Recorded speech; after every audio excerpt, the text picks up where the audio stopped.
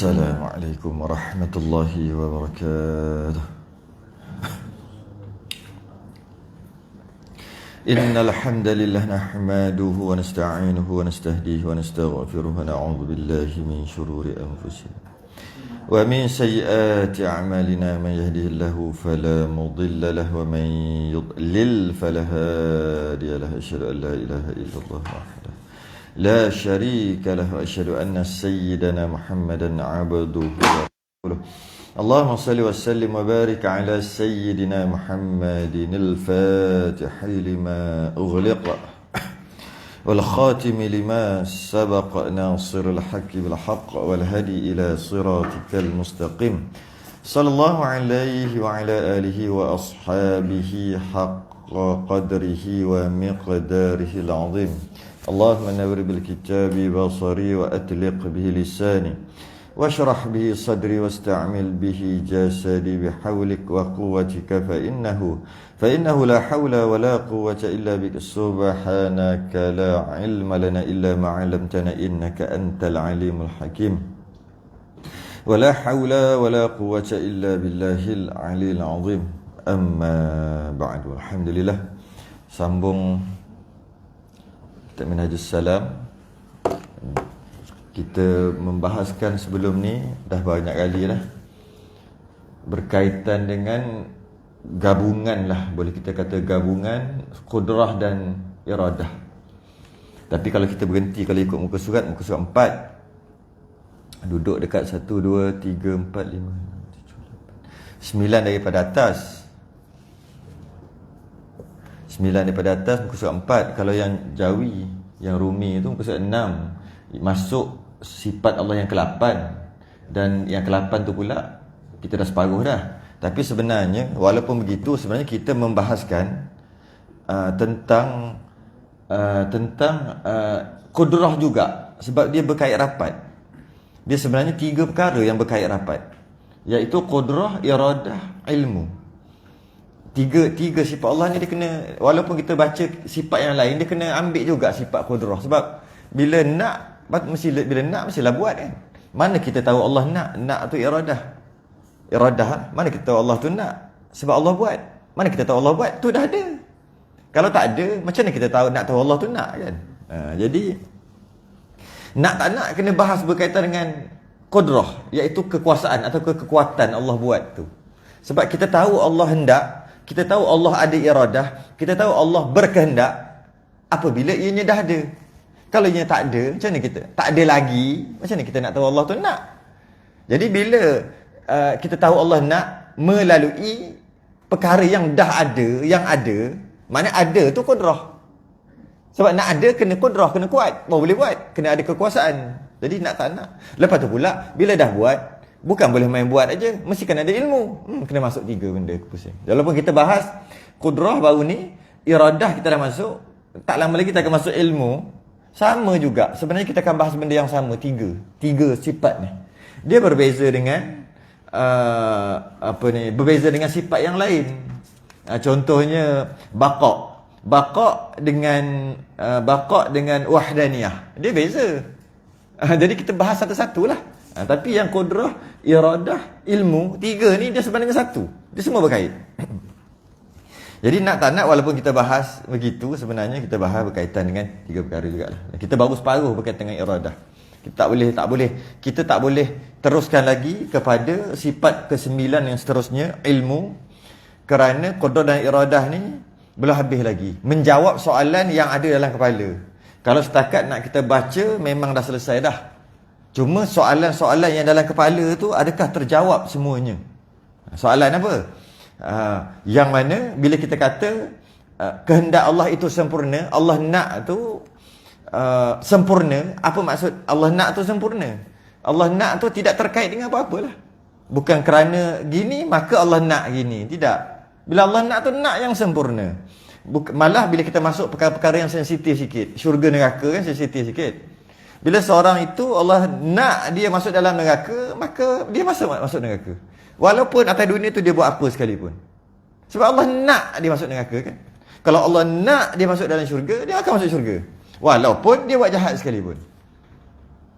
Jadi maksudnya tidaklah Okey, Allah masukkan dia ke dalam neraka kerana, kan dah kerana. Bila ada kerana, kehendak tu tak sempurna. Macam kita lah manusia. Kita nak kita tu tak sempurna. Tak sempurna kehendak kita. Kehendak Allah sempurna. Jadi bila masuk perkara sensitif tu, dia lagi perlu ada banyak persoalan dalam kepala yang nak kena jawab. Itu jadi panjang. Walaupun kitab kita pendek aja. Mari kita baca pada awal balik Yang ketujuh kan, wajib Allah Ta'ala, kata pengarang, qala al-ma'alif rahimahullah ta'ala, wajib Allah Ta'ala bersifat dengan qudrah, artinya kuasa. Maka hakikatnya iaitu sifat yang qadim lagi maujud. Ini kita dah bahas sebelum ni. Berdiri dengan zat Allah Ta'ala, ada dengan zat Allah, dengan dia mengadakan. Yang ni kita nak bahas ni. Yang atas ni, yang wajib Allah Ta'ala bersifat dengan qudrah, artinya kuasa, berkuasa. Maka hakikatnya iaitu sifat yang qadim lagi maujud. Ini pun bahasa, kalau kita bahas panjanglah balik, iaitu sifat perbezaan di antara sifat qudrah dengan sifat baqa'. Apa beza dia? Baqa' tu tak ada kan. Qudrah tu yang ada pada diri Allah. Tu pendek cukup lah. Berdiri dengan zat Allah ada. Dengan maksud, jika Allah angkat hijab kita ataupun di syurga nanti insya-Allah, bila kita dapat melihat Allah, kita boleh tengok qudrah Allah, iradah Allah, ilmu Allah dan sebagainya. Dan semua-semua sifat ma'ani. Tapi kita tak boleh tengok sifat baqa' Allah. Kita tak boleh tengok sifat qidam Allah. Kita tak boleh tengok sifat baqa' Allah, mukhalafah, tak boleh tengok. Sebab dia bukannya ada, dia jenis tak ada. Tu kena faham balik kalau apa benda lah, lupa dah pula. Kena tengok rakaman balik. Dia memang ada dekat zat Allah Ta'ala. Dan yang kita panjang bahas ni, yang banyak soalan ni, yang ini. Dengan dia menentukan dengan dia mengadakan segala mungkin. Dengan kekuasaan kudrah Allah ni, Allah buat segala yang mungkin. Segala-galanya Allah buat. Dan meniadakan sekaliannya. Apa yang tak ada, Allah juga buat. Buat bagi tak ada. Apa yang ada, Allah juga buat bagi ada. Jadi kalau kita kata meniadakan sekaliannya, dengan maksud Allah kekalkan yang tak ada tu terus tak ada. Kan? Dan Allah yang tak ada tu Allah buat jadi ada kalau Allah nak. Kan? Lawannya ajzu, artinya lemah. Maka iaitu mustahil Allah lemah. Dan bermula tanda atas demikian itu ada alam ini. Kita membahas banyak kali. Masuk pula yang kita baru ni. Dan yang ke-8 tu, wajib Allah Ta'ala bersifat dengan iradah, artinya berkehendak. Susah nak faham berkehendak, faham nak aja. Samalah berkehendak dengan nak tu, sama aja. Maka hakikat iradah itu satu sifat yang qadim lagi maujud. Macam juga qudrah yang kita bahas banyak kali dah. Berdiri dengan zat Allah Ta'ala, ada pada diri Allah. Dengan dia, ayat ni yang panjang lebar ni. Dengan dia menentukan segala mungkin. Dengan iradah ni Allah menentukanlah. Allah nak menentukan tu nak lah. Allah nak segala yang mungkin. Maka Allah yang buat. Allah buat. Siapa yang nak? Allah yang nak lah. Bila kita tengok perkara tu, perkara tak baik, kita kata tak baik. Nisbah kita kata tak baik. Maka siapa yang buat? Allah jugalah. Dan siapa yang nak? Allah jugalah. Allah jugalah. Sebab kalau kita kata, kalau bukan Allah, habis tu siapa? Perkara-perkara yang kita nampak tak baik. Kita nampak tak elok. Kita nampak benda tu jahat lah.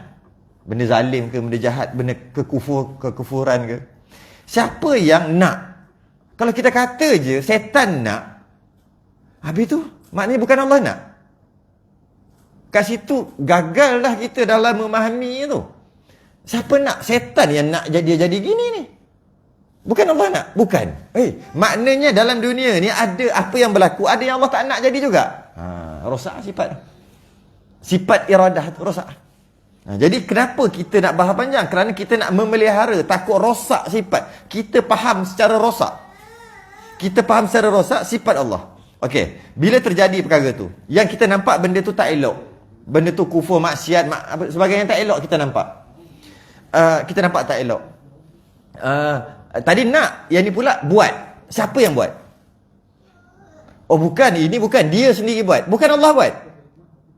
Bila sebut buat, kudrah lah kan. Kudrah lah yang buat. Bukan Allah buat. Bukan.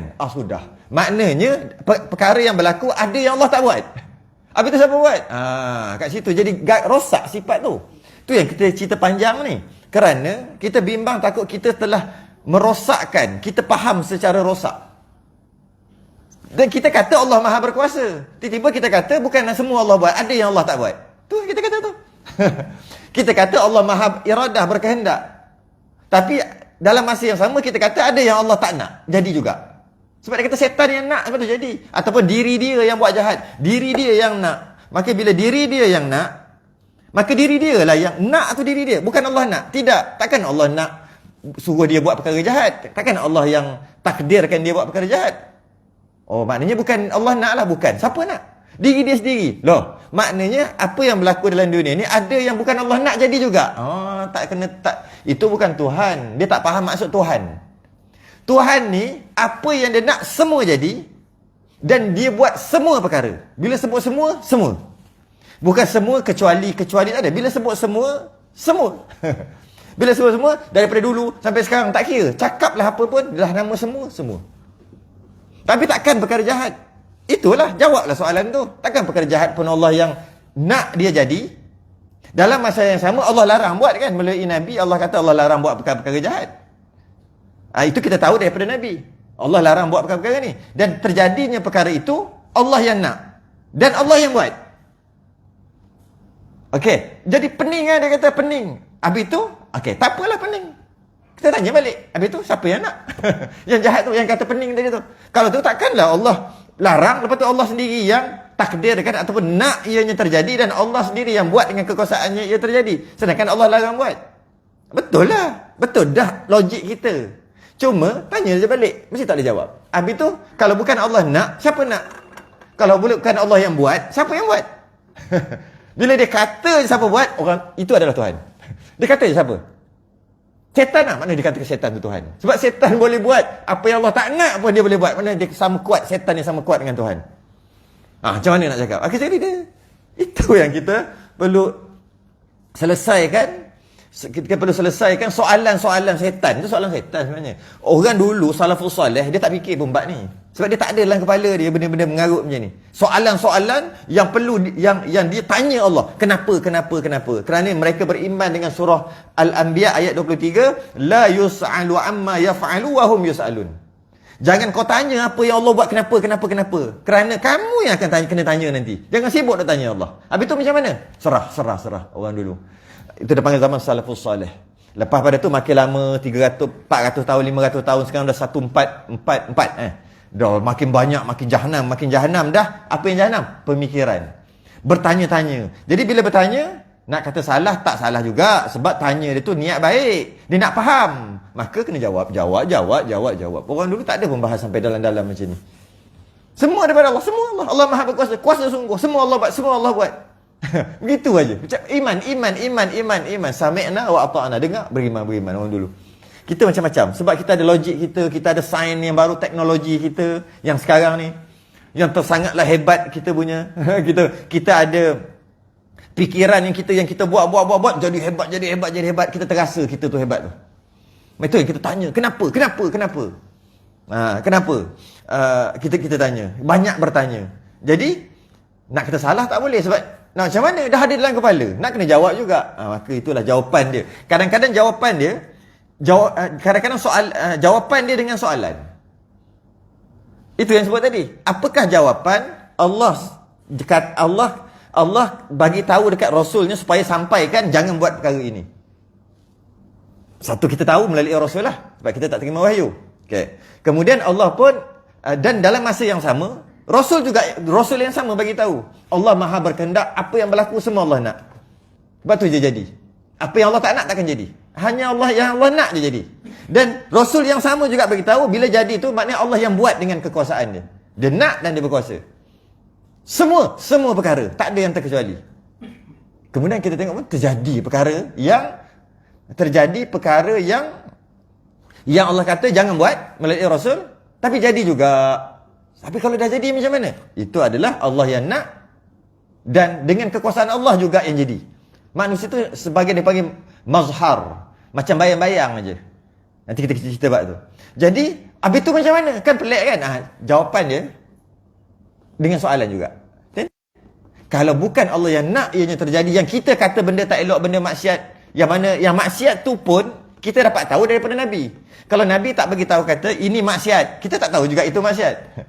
Maka dengan maksiat yang berlaku, kemudian siapa yang takdirkan? Allah. Siapa yang nak ianya terjadi? Allah. Siapa yang kekuasaan siapa, kekuatan siapa yang buat? Allah juga. Dan siapa yang larang? Allah juga. Okey? Yeah. Kalau macam tu bukan pelik. Betul? Takkan macam tu. Allah sendiri larang, betul Allah sendiri buat. Dia soal gitu kan. Jawapan dia dengan soalan. Kalau bukan Allah nak, siapa? Tu jawapan ni. Kalau bukan dengan kekuatan Allah, kekuatan siapa? Itu je lah. Jadi betul juga. Sebab apa? Jawab dia dengan soalan. Jawab soalan dengan soalan dia panggil. Bukan jawab soalan dengan jawapan. Jawab soalan dengan. Dan dia mesti begitu. Dia mesti kena begitu. Tapi akhirnya nanti kita akan faham juga. Kita akan faham juga setelah soal jawab tu berlaku lah. Jadi dapat faham, kita ni cuma dia panggil mazhar, tempat menzahirkan tanda-tanda kekuasaan Allah. Kita ni, kita hanya bayang untuk memberitahu adanya zat. Bayang-bayang tu, kita ni seumpama kalau kita ada matahari, ada bayang-bayang kan. Bayang-bayang tu lah kita umpamanya. Perumpamaan je ni. Okey. Kita ni seumpama bayang-bayang. Apa yang kita buat, bayang-bayang akan ikut. Begitulah. Tapi bayang-bayang tu dia tak ada kuasa. Tiba-tiba bayang-bayang tu bergerak kot lain. Memang pelik Kita gerak kot lain bayang. Kita angkat tangan, bayang-bayang tu tunjuk penumbuk. Sudah, ini ada benda ni. Bayang-bayang. Bila kita gerak, bayang-bayang tu akan ikut. Begitulah perumpamaan Allah dan kita, makhluk. Makhluk tu umpama bayang-bayang aja. Apa yang Allah nak dan Allah buat, maka itulah jadi. Perumpamaannya begitu. Jadi, apabila kita buat penumbuk, bayang-bayang pun penumbuk juga. Penumbuk juga. Kalaulah kita buat apa-apa gerakan, bayang-bayang pun ikut sama. Ikut sama. Jadi, itu sahaja kita. Kitanya ada semata-mata nak menunjukkan Allah itu ada. Itu semata-mata. Adanya, bukan kita. Kita tu maksud semua-semua lah. Makhluk semua. Nak bagi tahu adanya Allah. Itulah kita. Dia panggil mazhar. Tempat menzahirkan apa dia? Kekuasaan Allah. Tempat menzahirkan kehendak Allah. Ilmu Allah. Semua. Kita ni. Bila kita tengok Allah kan? Bila kita tengok Allah. Bila tengok diri kita. Kita tengok orang tu. Pandainya dia. Hebatnya dia. Allah. Maknanya Allah apa? Allah ilmu tu. Berilmu. Tengok Allah. Kita sekadar tempat menzahirkan. Kita ni. Seumpama macam kalau apa yang macam itu yang ada tali tu, apa yang kulit macam tu lah kan, dia letak tali kat sini, dia garap. Betul dia cakap lah, dia punya apa dia panggil, Allah saya pun dah lupa dah, papet tu lah, tahu-tahulah bahasa. Kalau orang Kelantan dulu main ada apa, dia buat dogo lah apalah kan, tahu tak? Di sini tak bisa tengok. Dia bercakap 2-3 orang dia juga, waktu dia buat suara kepik-kepik sikit macam tu. Datang ni bergaduh, gaduh. Semua tu suaranya, gerakannya semua ni tangan ni. Semua tangan. Kalau dia buat jahat, jadilah jahat. Kan? Dia kata, aku bunuh kau, aku bunuh kan? Tangan ni yang buat ni. Tapi itu sekadar menggerakkan sahaja, itu sahaja. Jadi, menimbul persoalan yang besar. Satu soalan yang besar apabila Allah takdirkan, Allah nak dan Allah jadikan. Allah nak dan Allah jadikan. Kemudian, perkara yang jadi itu kadang-kadang yang Allah redha dia panggil. Maksud redha tu yang Allah bagi tahu dekat Rasulnya, Rasul sampai kat kita bahawasanya Allah redha kalau jadi begini. Buatlah begini supaya Allah redha. Kalau macam ni Allah murka, Allah tak redha. Kita dapat tahu Allah suka. Bahasanya redha ni suka. Tapi tak sesuai guna suka, sebab suka ni dia dengan perasaan. Sebab tu bimbang guna perkataan suka. Sebenarnya boleh je guna suka, tapi tak sama suka kita dengan suka Allah. Bukan suka dengan perasaan. Suka tengok, sukanya. Lepas tu daripada suka boleh jadi tak suka. Tapi Allah tak gitu. Jadi bimbang, takut guna perkataan suka tu menyebabkan salah faham. Guna perkataan redha. Guna perkataan redha pula tak masuk dalam kepala pula, tak masuk dalam hati. Redha? Apa redha? Masuk tak? Macam duduk terawang-awangan je redha ni kan. Redha tu macam sebab suka lah, tapi suka jangan dengan maksud perasaan. Bukan juga suka tu maksud dulu tak suka, lepas tu suka, lepas tu tak suka balik. Bukan. Jadi tu masalah nak guna suka ni. Sebab tu dalam kitab-kitab dia jarang kata Allah suka. Dan dia jarang juga guna perkataan Allah marah. Kita je banyak guna Allah marah. Sebab marah dengan suka ni samalah, iaitu dengan perasaan. Guna Allah murka. Supaya kita bezakan marah dengan murka. Memanglah marah dengan perasaan. Mula-mula tak tahu lagi. Dapat tahu, wah marah. Kalau kata Allah marah, bimbang takut rosak sifat ilmu pula. Apa sifat ilmu Allah rosak pula? Macam mana? Allah marah kalau buat macam tu. Dapat faham? Sekarang ni Allah tak tahu lagi. Bila kita buat sesuatu yang Allah larang, maka masa tu baru Allah marah. Sebab kita buat dah. Maknanya dulu Allah tak tahu lah. Sebab tu Allah baru marah. Maka kat situ rosak sifat ilmu pula. Maknanya Allah dulu tak tahu, sekarang dah jadi baru tahu Allah. Rosak lagi. Nak selamat yang tu, jangan guna perkataan marah, guna murka. Tapi murka pun nak macam marah juga. Yang penting ngaji lah. Cuma redha dengan suka dengan marah ni sebenarnya dia sama je. Sama dari segi tu. Redha ni dia kadang-kadang kita tak boleh nak serap. Dia perkataan yang macam gitu aja. Macam redha. Apa? Dia macam setuju. Allah redha. Tak kena juga, tak jadi lah, tak masuk kan. Dia lebih pada suka. Serah. Tak juga. Kalau kita redha, ya. Tapi kalau Allah redha, tidak. Tak kena juga. Dia paling dekat suka. Cuma dia kena mengenai dengan perasaan tu yang susah bimbang. Jadi kalau redha dia jadi apa? Redha. Allah redha. Allah suka. Senang hati. Iyalah. Tapi bila kata senang hati, dia ada kena mengenai dengan perasaan. Maksudnya Allah ada perasaan pula. Payah kita nak selamatkan sifat Allah yang sempurna ni. Susah kita nak guna perkataan. Sebab tu saya selalu sebut, bahasa terlalu miskin untuk menafsirkan rasa dan menafsirkan perkara-perkara macam tadi. Maka dia terpaksa cakap banyak. Nak kata Allah suka, tapi bukan suka panjangnya cakap suka. Tak boleh. Nanti salah faham. Macam cakap Allah marah. Jangan buat ni nanti Allah marah. Kan kita selalu cakap kat anak-anak, Allah marah. Kecil-kecil tak apalah. Sampai ke besar, lepas tu tak disambung belajar lagi, kita faham Allah marah dengan keadaan kita merosakkan sifat ilmu Allah. Iaitu Allah tak tahu lagi perkara itu, maka Allah marah bila Allah tahu. Rosak. Banyaklah perkara-perkara yang rosak ni. Pemahaman tu rosak. Bahasa tu cuma pinjam. Sebab bahasa terlalu miskin. Bahasa tak boleh nak menerangkan tentang ketuhanan ni. Dia cuma boleh dekat-dekat. Yang paling dekat. Kita pun tak faham lah kan. Yang mana banyak kesesatan yang berlaku apabila bahasa tadi menyebabkan sesat. Bahasa duduk, bahasa tangan kan. Sama lah tu. Sama je sebenarnya. Cuma duduk, tangan, atas, bawah, naik, turun itu melampau sangat. Dah. Apa benda dia disebahkan Allah dengan naik, turun tangan apa sebagainya. Cuma dari sebab bahasa tu lah. Sebab bahasa tu tak dapat kita terjemahkan, kita huraikan mengikut maksud yang sebenar. Sebab dia tak ada. Dia tak ada perkataan. Dia kena panjang cerita dia. Jadi, okey. Kita tengok. Kita guna perkataan redha dulu. Jadi kita guna perkataan suka. Kadang-kadang Allah memang takdirkan. Allah takdirkan. Kita faham Allah takdirkan. Bila kita kata Allah takdir, maknanya Allah buatlah. Sebab tu kita tahu Allah takdirkan. Kita tahu Allah takdirkan selepas ianya berlaku kan. Sebelum berlaku, mana kita tahu Allah takdirkan. Tapi kita tahulah segala perkara Allah takdirkan. Itu yang kita secara umum. Okay. Bila perkara itu berlaku, maka kita tahulah Allah yang buat. Bahasa canggih sikit, Allah takdirkan. Bahasa kita sekarang, bahasa biasa-biasa, Allah buat. Sama je tu. Okay. Bila dah terjadi, kita tahu Allah yang buat. Ya ke Allah buat? Soal balik. Kalau dia tanya, kita tanya dia balik. Apa dia? Habis tu kalau bukan Allah buat, siapa? Gitu je. Memang tak boleh jawab. Okay. Allah yang buat. Okay. Bila ianya telah terjadi. Dan bila Allah yang buat, mesti Allah nak. Takkan Allah kena paksa. Maksudnya Allah tak nak buat, tapi ada pistol kat kepala. Maka kena buat? Tak ada. Mesti Allah nak. Nak pula sempurna. Allah nak tidak bersebab. Tidak ada kerana. Memang Allah nak, maka Allah buat. Dua dah kat situ. Perkara dah terjadi, membuktikan Allah buat dan Allah nak. Okay. Buat dan nak sempurna. Buat dan nak tu sempurna. Okay. Kadang-kadang Allah redha.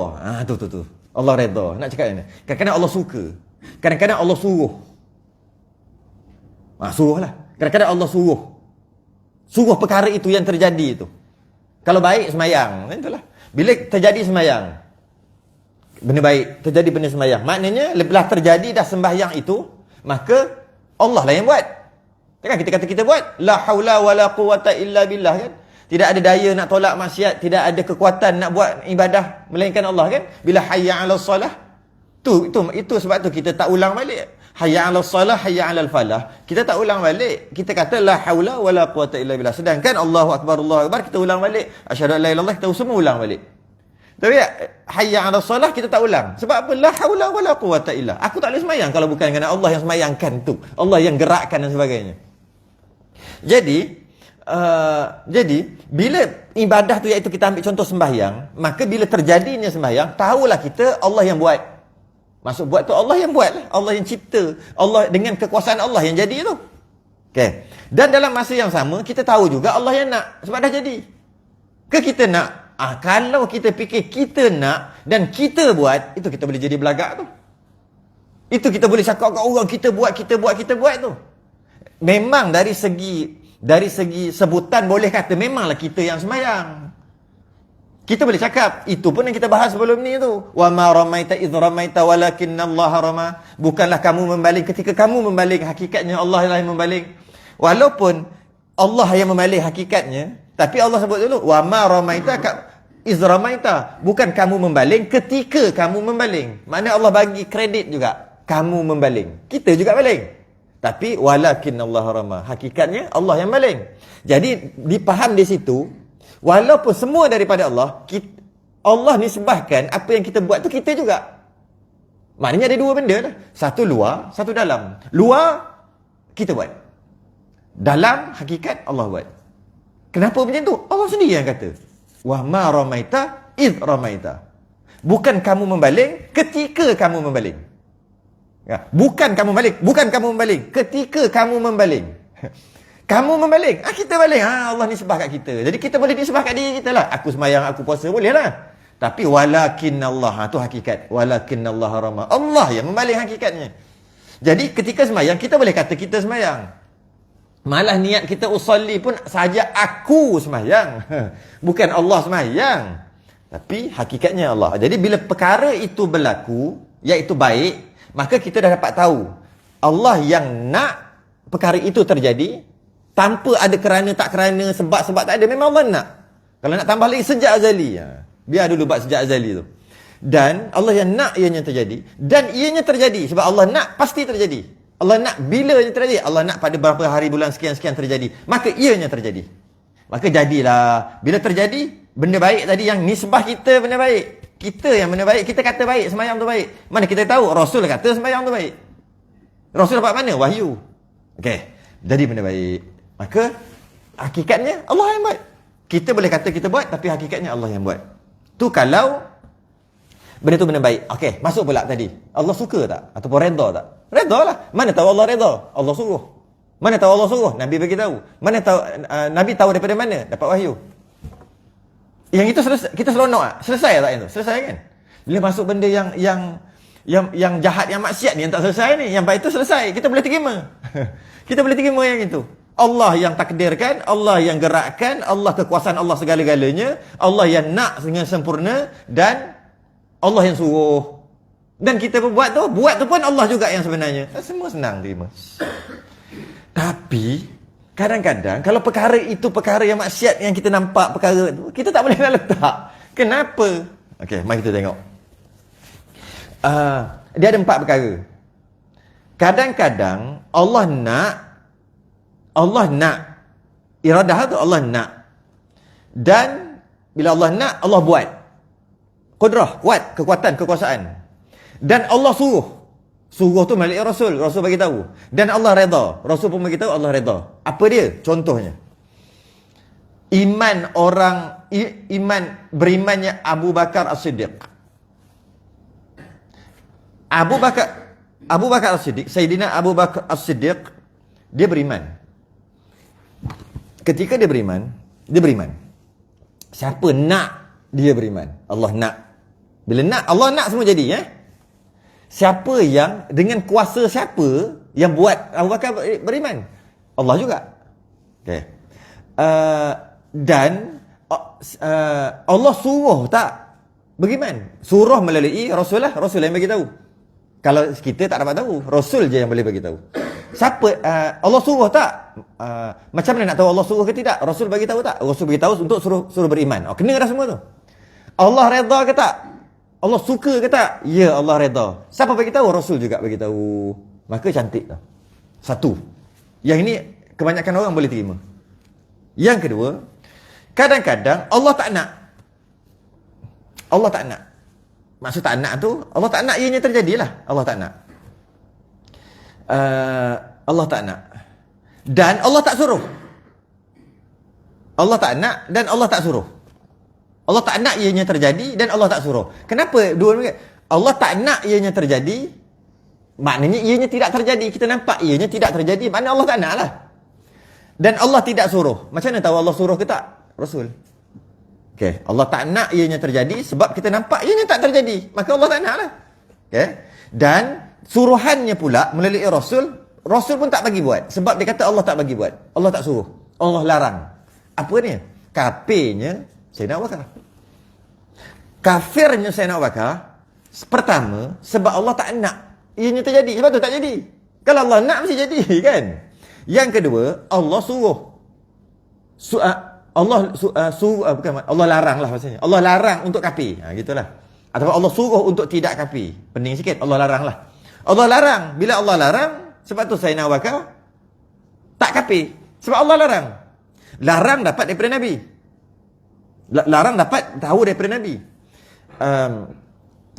Sayyidina Abu Bakar tidak kafir, dapat tahu daripada tengok. Kita tengok sendiri lah. Maksud tengok tu, para sahabat tengok, kita melalui riwayat-riwayat, itulah maksudnya. Okay, dua dah. Yang ketiga, kadang-kadang Allah nak. Bila sebut Allah nak, dah jadi ya. Allah nak. Dan Allah tak suruh. Maksudnya Allah larang. Dan Allah tak redha. Bahasa lain Allah murka. Allah nak, maknanya tak dah terjadi. Bila terjadi Allah nak. Dalam masa yang sama Allah tak suruh, Allah larang. Tapi jadi juga. Jadi, Allah larang. Dan Allah tak redha. Allah tak redha. Seperti Fir'aun Qarun. Fir'aun kafir tak? Kafir. Sekejap. Siapa yang nak Fir'aun kafir? Dan siapa yang buat Fir'aun kafir? Nak tak nak kena kata Allah lah. Sebab semua yang berlaku Allah. Yang nak dan Allah yang buat. Kalau kita kata, takkanlah gitu. Okey, kalau macam tu, soal balik. Habis tu siapa? Fir'aun yang nak sendiri. Sedangkan Allah nak Fir'aun beriman. Bila Allah nak Fir'aun beriman, kerana tu Allah hantar Nabi Musa. Kita kata gitu. Maka sebab tu, bukti Allah nak Fir'aun beriman, Allah hantar Nabi Musa. Nabi Musa pula bagi tahu dakwah kepada Fir'aun. Itu bukti Allah nak. Jika begitu. Tiba-tiba Fir'aun sampai ke sudah tak beriman. Maknanya yang Allah nak ada yang tak jadi. Kat situ soalan. Ada yang Allah nak. Kalau kita kata Allah nak, sebenarnya Allah nak Fir'aun tu beriman. Buktinya Allah hantar Nabi Musa. Oh ya ke? Fir'aun beriman ke tak? Tak. Maknanya apa yang Allah nak, ada yang tak jadi. Ke macam mana? Sudah. Dia merosakkan sifat nak Allah, sifat iradah tu. Sebab tu kita kata, Allah tak nak. Allah tidak kehendaki. Allah tak nak Fir'aun tu beriman. Sebab tu Fir'aun tak beriman. Takkan macam tu. Habis Allah nak. Allah nak tanya balik. Soalan pusing kat situ. Memang pening. Kalau Allah nak, kenapa tak jadi? Kan kata semua Allah nak jadi. Kalau Allah nak, kenapa Fir'aun tak beriman? Macam mana kau tahu Allah nak? Mana kau tahu? Kau jumpa Allah berapa kali yang kata Allah tu nak? Allah nak Fir'aun beriman. Aku tak jumpa Allah, mana boleh jumpa Allah? Oh iya ke? Begitu. Habis tu macam tahu. Habis tu Allah hantar Nabi Musa kan? Dia ikut kepala otak dia dah. Allah hantar Nabi Musa kan untuk pergi dakwah. Maknanya Allah nak lah. Tak ada makna apa makna. Apa makna?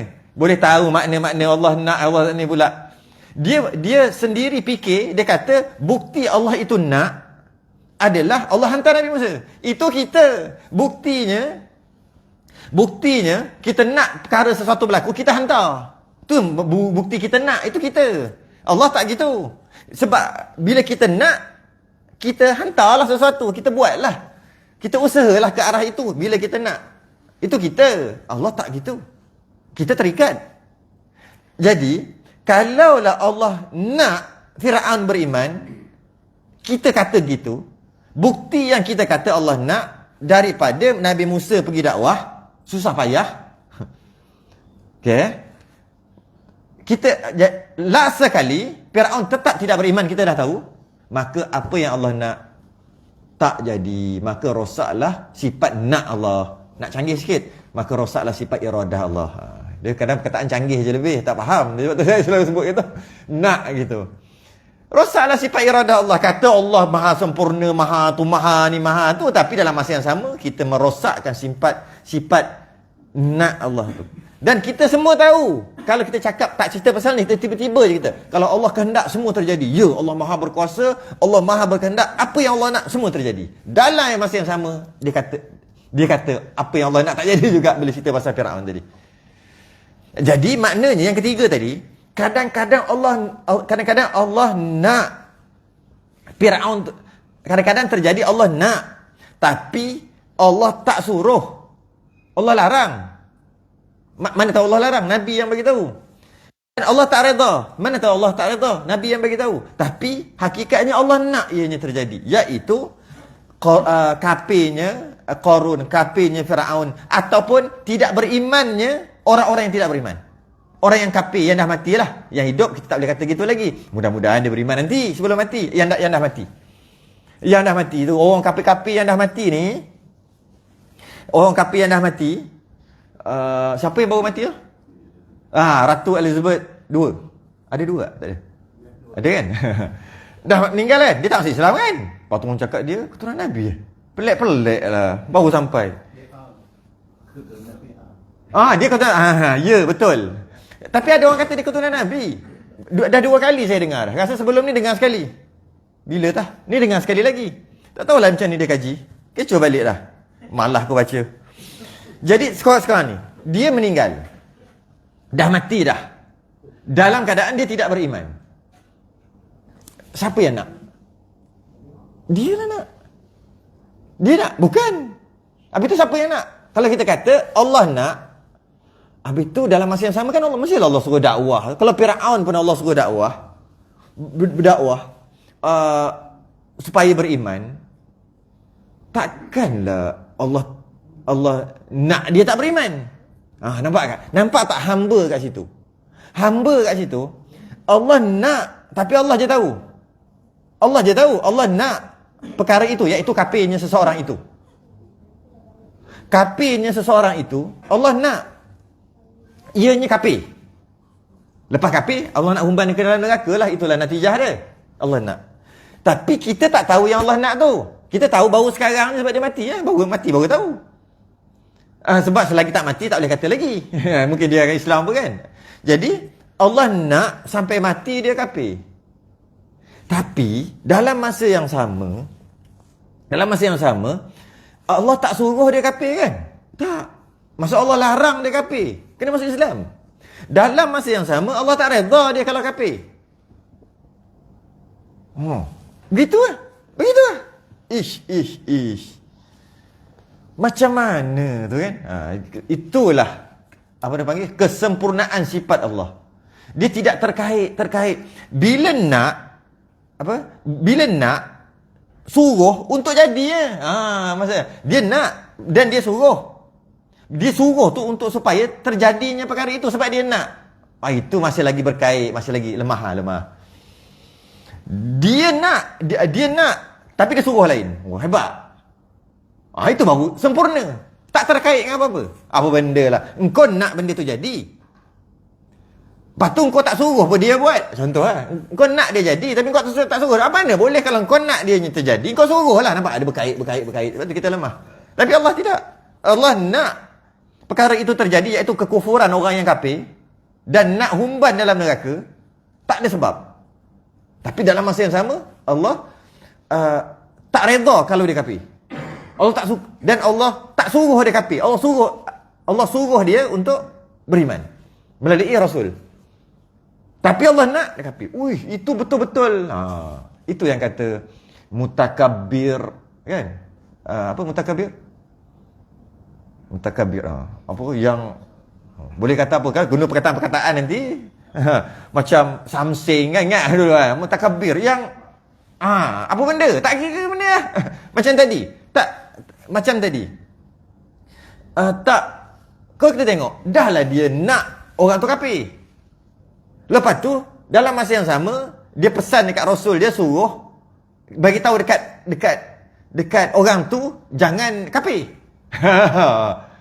Kalau kafir aku tak reda. Aku tak suka. Tapi dia nak orang tu kafir. Tak apa tu?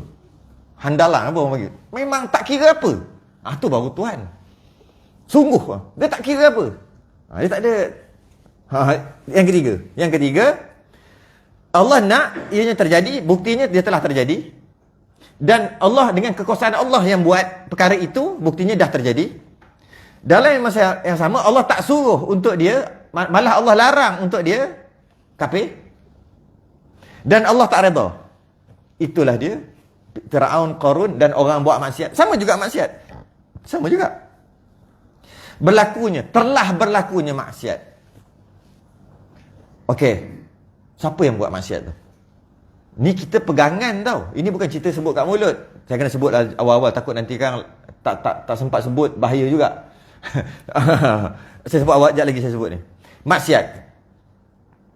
Perkara maksiat berlaku. Perzinaan telah berlaku. Sama je. Zina dengan kafir, teruk kafir lagi. Kan? Okey. Perzinaan telah berlaku. Siapa yang nak? Allah. Siapa yang jadikan? Allah juga. Siapa yang larang? Allah juga. Siapa yang tak redha? Allah juga. Okey, cepat-cepat saya nak masuk. Bahaya ni, bab ni, ayat ni bahaya. Cepat-cepat saya masuk. Dari segi nak sebut dekat mulut kita selain daripada belajar. Tujuan kita belajar untuk kita pegang. Sebab ni bab akidah kena pegang. Pegang dalam hati, bukan kat mulut, kat hati. Untuk kita pegang. Untuk kita kenal Tuhan kita. Itu dia panggil belajar. Itu tujuan dia. Okey. Di selain daripada waktu belajar, dia panggil medan ta'lim. Waktu selain belajar, kita tak boleh kata gitu. Hukumnya haram, berdosa besar. Istilahnya tak ada adab. Kenapa berzina? Allah takdirkan. Kena ta'zir orang ni, tangkap. Kenapa kenapa kau tiba-tiba murtad? Allah dah takdirkan. Hukumnya haram, dosa besar. Wajib ditangkap dan dikenakan ta'zir. Ta'zir ni macam sekarang lah masuk penjara tu kan. Yang buat perbicaraan tu dia panggil ta'zir. Wajib kena. Dia tak boleh cakap begitu. Kenapa? Adab. Adab kita dengan Allah. Maknanya teruknya kita ni. Dah lah tadi tu Allah tentukan segala-galanya. Allah yang buat. Allah larang. Tapi Allah yang takdirkan. Dah pula tu, tak boleh cakap lagi. Korang boleh cakap pun jadilah. Cakap pun tak boleh. Selain daripada belajar. Wih, teruknya kita. Baru sedar. Kita ni apa? Itu yang istilah Allah Maha Kuasa, makhluk tak ada kuasa. Itulah dia. Bukan Allah Maha Kuasa sekadar Allah buat cipta alam ni, bukan tu aja. Iyalah Allah cipta, bukan itu saja. Allah berkuasa, makhluk tak ada kuasa. Biasa kan? Biasa kita dengar ayat tu. Itulah maksud kuasa sungguh. Kuasa mutlak. Bukan kuasa aja. Nak Allah. Dia sebut kuasa, dia terkait dengan nak tadilah. Kehendaklah. Bila berkuasa, mana tahu Allah berkuasa. Sebab Allah nak. Bila Allah nak, Allah buat. Baru tahu Allah kuasa. Kalau Allah berkuasa je, dan Allah berkuasa, dan Allah tak buat apa-apa, tak tahulah kita. Dan maka Allah nak, Allah berkuasa. Bila Allah berkuasa, macam mana kita tahu Allah berkuasa? Allah nak. Bila Allah nak, Allah buat. Dengan kekuasaannya, maka kita tahu Allah berkuasa. Itu maksud Allah Maha Kuasa, makhluk langsung tak ada kuasa. Itu maksud langsung tak ada kuasa. Yang pertama, Allah dah tentukan sejak azali lagi segala-galanya, baik atau buruk nisbah yang kita pandang. Kemudian dalam masa yang sama, Allah suruh kita buat baik, larang kita buat jahat. Hakikatnya Allah yang tentukan dah. Kemudian Allah redha jika kita buat baik, dan Allah tak redha jika kita buat jahat. Hakikatnya Allah juga yang tentukan, dan kita tak boleh cakap. makin kecil je rasa. Makin kecil, makin tak bernilai, makin tak berharga, makin bodoh, itu baru sedar diri. Baru sedar diri tu. Makin macam, habis itu apa nilai kita? Baru tahu aku tak ada nilai. Aku kecil. Sebab tu nak sembahyang Allahu Akbar. Allah Maha Besar. Besar tu, besar pangkat segala-galanya, termasuklah segala-galanya. Tu, akhir sekali habis kita ni apa? Kita ni tak gunalah. Oi, baru tahu kita ni tak guna. Memang kita tak guna. Semuanya daripada Allah. Gitu. Sudah. Dah rasa macam-macam. Habislah kita. Habis macam mana? Habis tu kita ni neraka ke tidak? Ada tanda-tanda. Nanti kita bincang. Kalau sempat. Yang tiga dah. Yang keempat, Allah suruh. Kadang-kadang Allah suruh. Dan Allah tak kendaki ianya terjadi. Allah suruh. Mana tahu Allah suruh? Rasul yang bagi tahu. Allah suruh. Tapi Allah tak nak. Dahlah suruh. Tapi tak nak ia terjadi. Kan mutlak tu. Kalau kita buat gitu, apa benda lah? Engkau suruh, tapi kau tak nak ianya jadi, apa benda lah? Kita terikat dengan benda tu. Allah tidak terikat. Allah suruh, tapi Allah tak nak ianya terjadi. Apa buktinya? Berimannya Fir'aun, Qarun, Haman, yang lain-lain. Berimannya orang-orang kafir yang dah mati. Kena sebut yang dah mati. Berimannya orang-orang kafir yang dah mati, itu bukti Allah tak nak ianya terjadi. Betul tak? Itulah bukti Allah tak nak ia terjadi. Kalau Allah nak, dah Islam dah dia. Tapi dalam masa yang sama, kan ada amal ma'ruf nahi munkar. Iaitu Allah suruh buat yang baik. Antaranya buat baik itu adalah pesan memesan supaya dia beriman. Orang kafir tadi, dakwah untuk dia beriman. Sampai ke mati dia tak beriman. Bila dia tak beriman sampai ke mati, bukti Allah tak nak dia beriman. Tu bukti dia. Kalau kata, Allah nak dia beriman. Apa yang Allah nak dia yang tak jadi. Rosak lagi sifat lagi. Rosak lagi. Rosak lagi sifat ketuhanan. Sedap je kita ni rosakkan sifat ketuhanan tanpa kita sedari. Bukti Allah tak nak ianya terjadi. Allah tak nak ianya Islam. Allah tak nak ianya beriman. Apa buktinya? Dia mati dalam keadaan tak beriman. Itu bukti Allah tak nak ianya terjadi. Dalam masa yang sama Allah suruh. Allah suruh. Suruh apa? Suruh untuk beriman. Allah larang untuk jika tidak beriman, Allah larang. Dan Allah sendiri bagi tahu kat Rasulnya, aku tak redha kalau kau tak iman. Atau bahasa lain, aku tak suka, macam itulah. Aku murka jika kau tak beriman. Kalau kau beriman, aku suka, aku redha. Dan Allah suruh semua orang untuk dakwah pada dia supaya beriman. Tapi Allah tak nak. Allah tak kendaki dia beriman. Mutlak tu. Itu memang betul. Gedebek betul. Bahasa-bahasa tu tak bolehlah sebut nama Allah gitu. Ya betul juga. Ada adab. Tapi sebenarnya itulah bahasanya. Kan ada pernah kontroversi dulu kan. Ingat? Lama dah lah. Lama lah. Tapi nak kata apa lagi kalau macam tu? Nak kata apa lagi? Apa bahasa yang paling dekat? Dia tak nak benda tu jadi. Dia suruh kita buat. Dia suruh kita usaha untuk buat. Dia tak nak benda tu jadi. Dan dia kata pula, kalau kau tak buat, aku tak redha. Neraka. Tapi dalam masa yang sama, dia takkan jadikan. Dia takkan jadikan. Buktinya sampai ke sudah tak jadi-jadi. Uish, nak sebut apa tu? Allah hebatnya Allah. Itu jadi. Kalau tidak, sekadar sebut Allah Maha Kuasa, Allah Maha Kuasa, Allah Maha Kuasa. Kuasa punya, kuasa segala-galanya. Segala-galanya apa? Tak boleh nak cakap. Tak lagi dah. Itu je yang dia tahu. Tak lagi. Itu maksud makhluk langsung tak ada kuasa. Bukan tak ada kuasa. Nak pun tak ada. Kehendak pun tak ada. Kalau ada je kehendak, dia mungkin jadi Jabariyah. Antara 72 golongan yang Nabi kata, tempatnya finnar. Satu je dalam syurga kan. Satu je yang selamat daripada 73. Antaranya yang tak selamat, antaranya Jabariyah. Jabariyah teruk lagi. Jabariyah, semua Allah. Kita tak perlu buat apa-apa. Semua daripada Allah.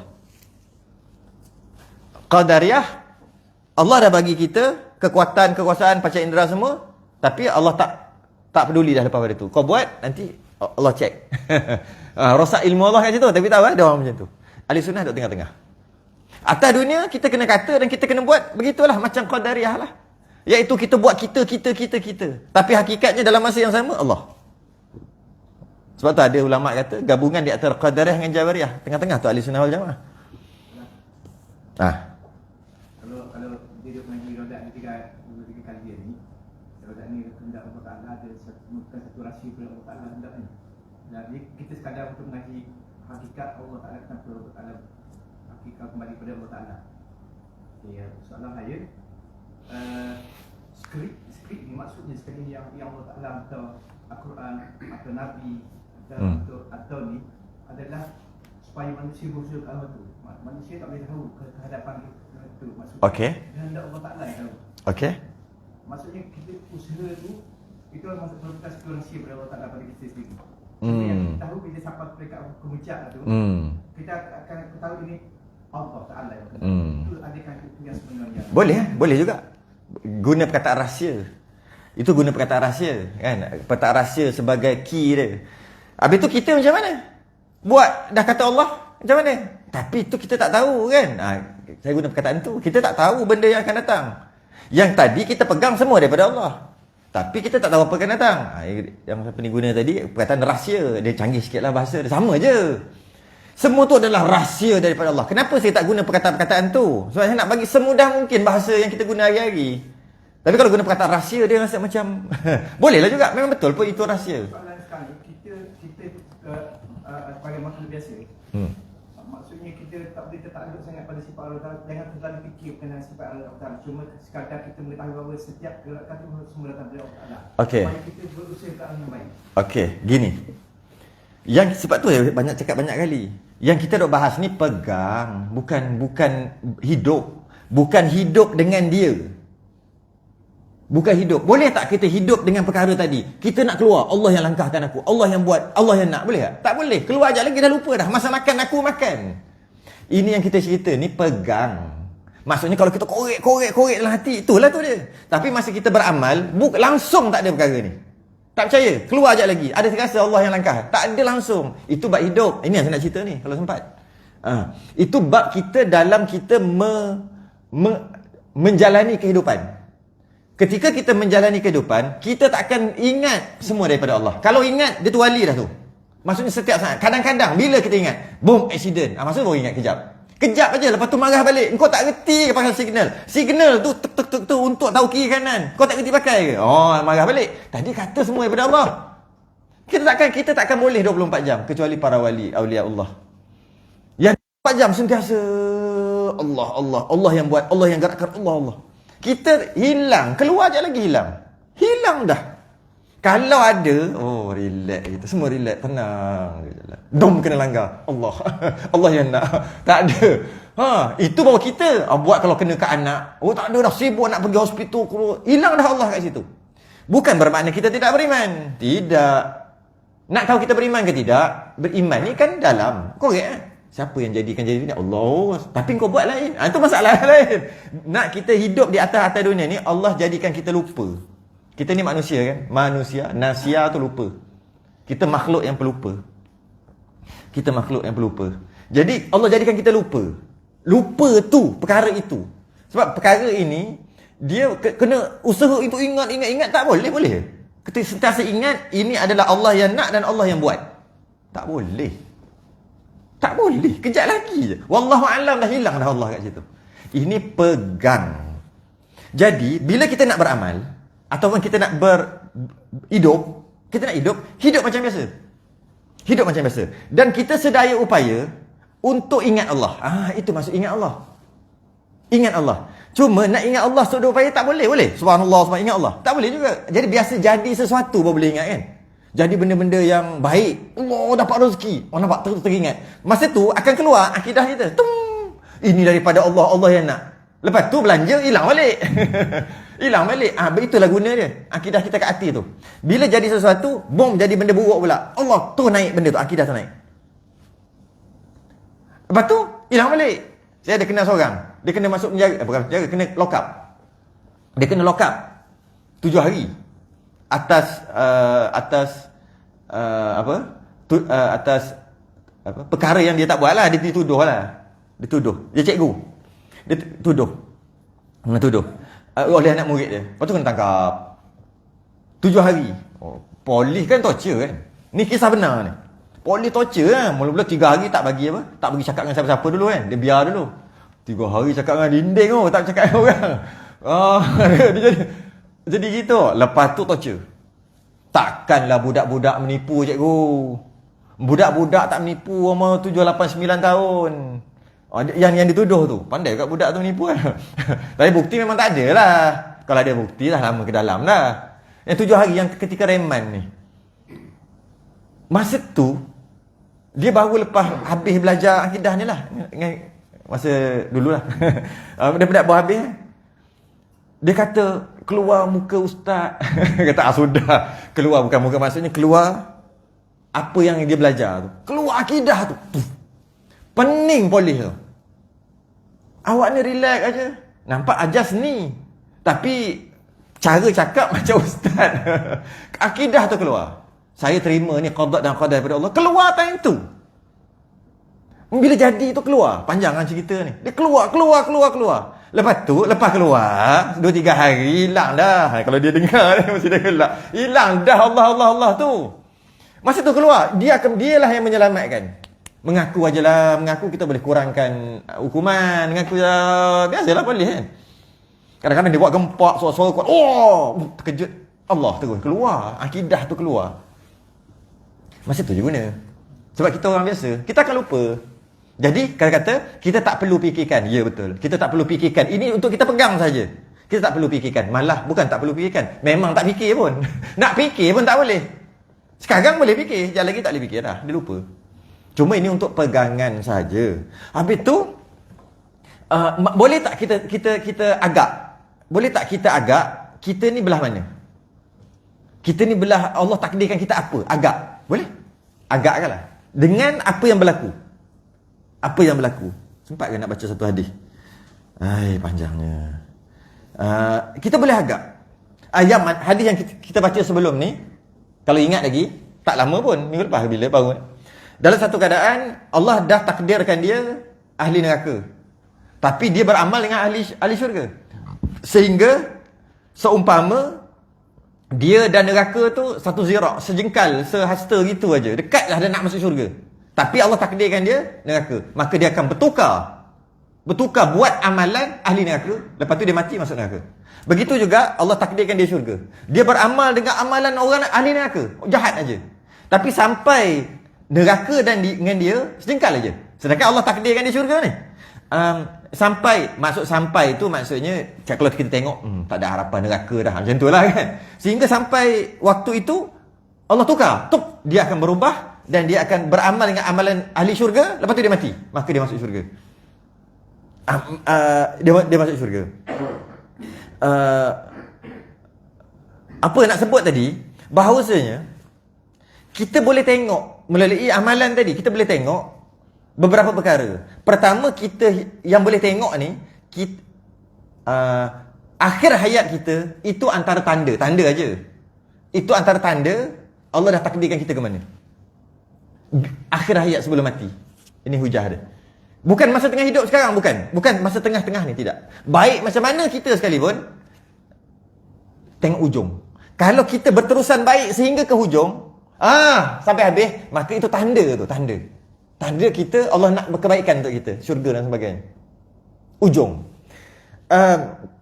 Kalau hujung kita maksiat, yang depan ni tak tengok ni. Yang ketika hidup dia tak tengok dah. Yang hujung tu hujung. Maka sebenarnya maksiat Allah nak kita ke neraka. Dia boleh nampak dah. Okey. Sekarang kita itu cerita. Itu pegangan. Kita yang dah hidup ni, sekarang kita duk hidup ni, kita buat baik kan? Buat baik. Dan kita tahu yang kita buat baik ni tak ada nilai apa-apa pun sebab nak tengok tu hujung. Yang Allah takdir. Ni semua Allah takdirkan ketika hidup. Dan hujung nanti pun Allah takdirkan juga. Dan sebenarnya kita surga neraka pun Allah takdirkan. Hadis tu panjang, saya baca yang minggu lepas tu. Okey. Jadi bila kita buat baik sekarang, kita boleh senang hati tak? Aku garanti syurga. Tak boleh. Sebab kita tak tahu hujung kita bila. Sebab hujung kita tu yang menentukan tu. Maka kita sentiasa berharap-harap, biarlah sampai macam ni hujung, biarlah macam ni, sentiasa harap-harap, ya Allah jadikan aku ni hujung. Kenapa? Itu tanda sampai ke akhir, itulah tanda baik. Dan kalau jahat, duduk buat jahat, Dia akan risaulah. Jika aku jahat sampai mati, yang sekarang jahat tak kisah pun. Buat lah. Siapa nak buat jahat? Buat lah. Sebab Allah tak kira pun hujung, yang tengah-tengah. Allah kira hujung. Soalannya kita tahu ke kita dah ada hujung ke tidak? Tak tahu. Jadi, masa buat jahat tu, akan rasa, Allah, kalaulah hujung aku mati macam ni, aku habis itu tanda neraka tu, tanda teruk aku. Maka dia kena berubah lah, sebab dia tak tahu bila dia nak mati. Tapi kalau secara umum dia cakap, nak buat maksiat, silakan buat. Janji jangan buat hujung-hujung. Boleh? Mana nak tahu hujung macam mana? Nampak? Tak boleh lah. Tak boleh lah. Tapi tandanya itu. Tandanya ujung tu. Yang tengok tu ujung penghayat. Hayat dia nak mati tu macam mana. Dan kita tengok rahmat dan rahimnya Allah. Kebanyakan yang kita tengok, saya tengok dekat Malaysia je lah. Yang tua-tua biasa dia kembali ke mana? Dia akan kembali ke masjid surau. Walaupun dulu dia lara jahat macam mana pun. Perasan tak? Jarang sangat yang dulu baik, tiba-tiba las dia jahat. Ada jarang. Saya jumpalah 2-3 orang. Dulu baik. Orang masjid orang surau. Ujung-ujung main Vespa. Lepas tu pakai seluar, apa benda nak sebut, seluar orang dulu tu. Lepas tu kat tepi warnakan rambut hitam. Dia dah beruban. Tengok siapa? Macam Pak Haji yang duduk depan kuliah lalu ni. Sampai mati. Duk main Vespa. Kalau main Vespa tak apa. Hara rumah tangga sebab gila kat janda. Dah cak lawa dah ni. Sikat tepi tu. Sikat tepi tu kita tengok lama. Ada jambu sikit. Lama berpuluhan tak tahulah. Naik Vespa. Benda tu baik. Ya Allah. Lepas tu surau masjid dah lupa dah apa. Lepas tu bergaduh. Isteri dia datang mengadu. Tu yang tahu cerita. Pak Haji tu. Ada yang saya jumpa. Seorang dua je. Tapi majoriti ujung mesti baik. Pasal tak? Bila kata surau masjid, baiklah tu. Sebab kenapa dia kembali ke surau masjid? Maknanya dia ingat balik. Bab dia berdosa, dia tak semayang, dia buat maksiat tu nanti dulu. Ceritanya ujungnya baik. Baik dia semayang apa semua dan mati dalam keadaan, bahasa orang Melayu panggil orang surau masjid. Bahasanya gitu. Orang baik. Dia kembali tak kisahlah. Dia kembali ke jaluran mana. Dia kembali ke baik yang mana. Baik surau masjid ke. Dia tak semestinya surau masjid je baik. Tapi kembalilah ke baik. Bila dia baik, maka tempatnya di syurga. Maka kita tengok pula akidah seterusnya. Iman dia sah. Okey, maka dosa banyak lah. Ujung je pun 5 tahun tak akhir je baik pun. 50 tahun jahat. Jadi bila jahat tu maksiat. Jadi macam tu tengok timbang. Banyak yang jahat. Akhirnya masuk neraka. Tadi kata masuk syurga, masuk neraka dulu. Bakar, hilang dah habis semua dosa, masuk syurga. Masuk syurga pula pahala dia sikit. Kalau masuk neraka, pahala dia dosanya banyak ni, masuk neraka pun katalah 1 juta tahun. Dia main juta-juta je nanti. Dia tak main dia pun. 1 juta tahun sebab dosa banyak ni. Kita ambil itulah. Dosa banyak ni, masuk neraka 1 juta tahun. Pahala banyak ni je. Sebab tu pahala tu ringan. Balat ni, masuk syurga. Banyak ni je. 1000 tahun. Tak, selama-lamanya. Rahimnya Allah. Allah baiknya. Baik kenapa masukkan aku dalam neraka 1 juta tahun? Yalah. Sebab dengan kalau logiknya, kalau masuk neraka 1 juta tahun kerana nak bakar dosa yang tu, masuk syurga pun 1000 tahun dah lah sebab sikit je pahala. Lepas tu jadi debu. tak. Masuk syurga selama-lamanya. Tak, pahala sikit masuk selama-lamanya.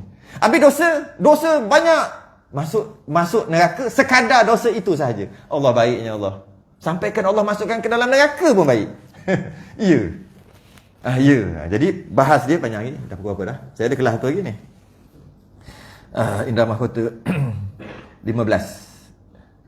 Jadi penghujung kita ni, kita kena sentiasa berharap penghujung kita apa? Yang doa tu. Doa nak ujung baik tu apa? Husnul khatimah. Kenapa kita nak husnul khatimah? Mati baik apa? Ujung baik. Khatim tu khatam lah, ujung. Kenapa kita tak doa awal-awal ujung? Rabbana atina fid dunya hasanah. Itu tak kira ujung. Itu semua dunia. Wa fil akhirati hasanah. Akhirat baik. Tak apalah doa tu. Ni doa ni. Kenapa kita nak ujung ni? Ujung tu. Husnul khatimah. Mati, ujung-ujung tu baik. Su'ul khatimah. Ujung-ujung tu tak baik. Kita tak nak yang tu. Kenapa ujung? Tu. Kita nak yang ujung. Cuma oleh kerana kita tak tahu bila kita ujung, Maka kena buat baik sentiasa lah. Kena buat baik sentiasa. Wallahu a'lam. Sejam. Mudah-mudahan Allah bagi faham.